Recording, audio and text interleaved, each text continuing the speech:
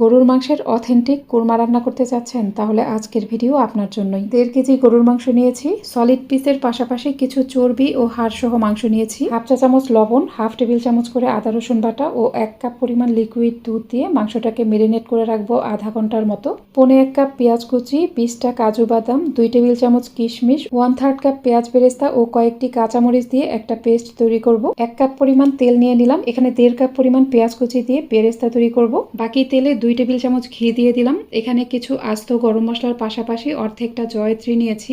জয়ত্রীটাকে হাত দিয়ে গুঁড়া করে দিয়ে দিতে হবে। এরপর এখানে 2টা পেঁয়াজ কুচি দিয়ে পেঁয়াজ কুচি একটু ভেজে নিয়েই দিয়ে দিলাম হাফ টেবিল চামচ করে আদা রসুন বাটা, 1 চা চামচ ধনিয়ার গুঁড়া, 1 চা চামচ জিরার গুঁড়া। এরপর যে মশলাটা পেস্ট করেছিলাম সেটা দিয়ে দিলাম। লবণ দিয়ে দিলাম স্বাদ মতো। মশলা কষানোর জন্য কিছুটা দুধ দিয়ে দিলাম। মশলা থেকে তেল বের হয়ে গেলে মেরিনেট করা মাংসটা দিয়ে নেড়ে চেড়ে ঢেকে দিলাম। অবশ্যই চুলার কম আঁচে রান্না করতে হবে। 15 মিনিট পর ঢাকনা খুলে নিলাম। মাংস থেকে উঠে আসা এই পানি দিয়ে এটা কষিয়ে নিতে হবে।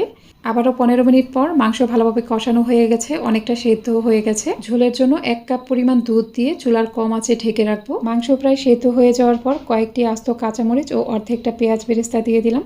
15 মিনিট পর দেখুন মাংস পুরোপুরি সেদ্ধ হয়ে গেছে।